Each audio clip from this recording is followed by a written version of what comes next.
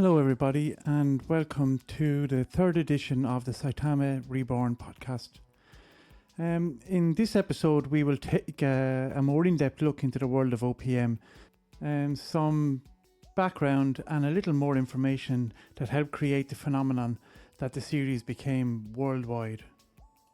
So I guess the best place to start is with the original creator, who goes by the name of One.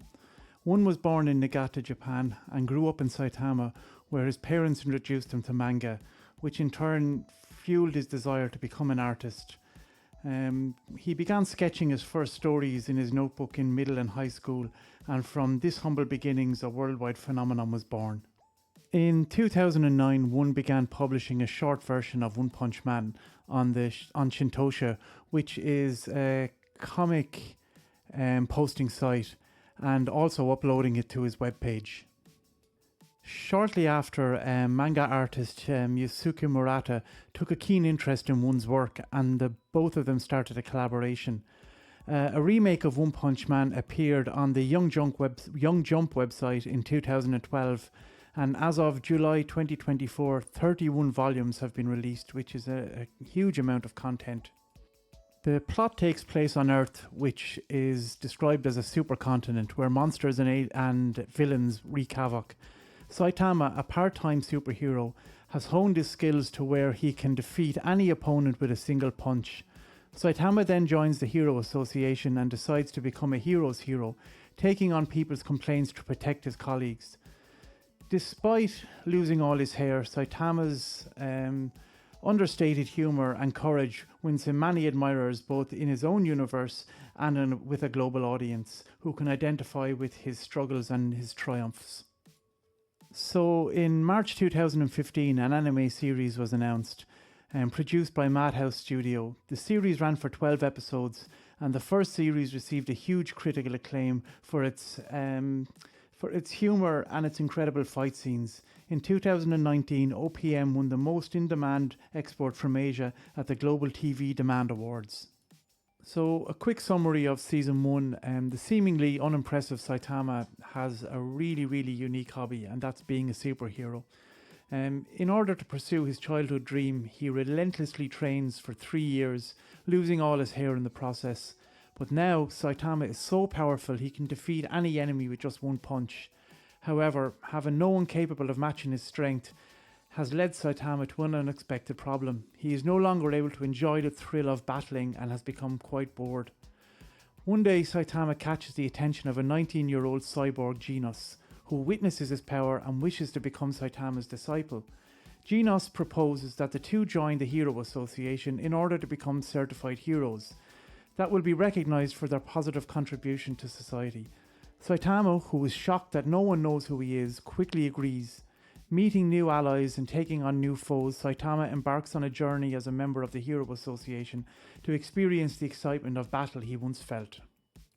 The series was so well liked and so well received that the anticipation for Series 2 was huge.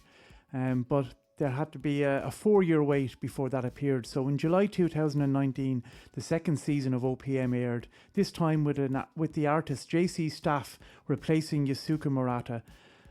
While the series won acclaim yet again for its humour, the animation was not received as well this time round. However, it was still a huge success, and at one stage replaced Game of Thrones on the top of the IMDb ratings, which is no mean feat. So, a quick summary of Season 2. In the wake of defeating Boros and his mighty army, Saitama has returned to his unremarkable everyday life in Z City. However, unbeknownst to him, a number of monsters appearing is still continuously on the rise, putting a strain on the Hero Association's resources. Their top executives decide on the bold move of recruiting hoodlums in order to help their battle. But during the first meeting with these potential newcomers, a mysterious man calling himself Garu makes his appearance. Claiming to be a monster, he starts mercilessly attacking the crowd. The mysterious Garu continues his rampage against the Hero Association, crushing every hero he encounters. He turns out to be a legendary martial artist, Silverfang's best former disciple, and seems driven by unknown motives. Regardless of this beast of a man, He seems unstoppable. Intrigued by this puzzling new foe and with the insatiable thirst for money, Saitama decides to seize the opportunity and he joins the interesting martial arts competition. As the tournament commences and Garou continues his rampage, a new great menace reveals itself, threatening the entire human world. And could this really be the final earth-shattering catastrophe that was predicted? And so the story unfolds from there. I guess the whole underlying message behind Saitama is what happens to a life when you remove challenge. One Punch Man shows the hollowness of human experience in the absence of struggle. The show becomes a warning of the mundane future we face in modern society, where reducing struggle is our main objective. And I guess the message we should find there is to spend less time trying to minimize the hardships in life and instead enjoy the satisfaction that comes from overcoming them. As I've said previously, Saitama One Punch Man has an amazing following all over the world, with Instagram, TikTok, YouTube, X accounts numbering the hundreds of millions of members and active to this day and really anticipating the release of season 3. I hope this has given you a little bit of an insight if you are new to the world of OPM and the reason why we think that this narrative will be so strong, especially with the release of season 3. So thanks for listening and check us out next time. Goodbye.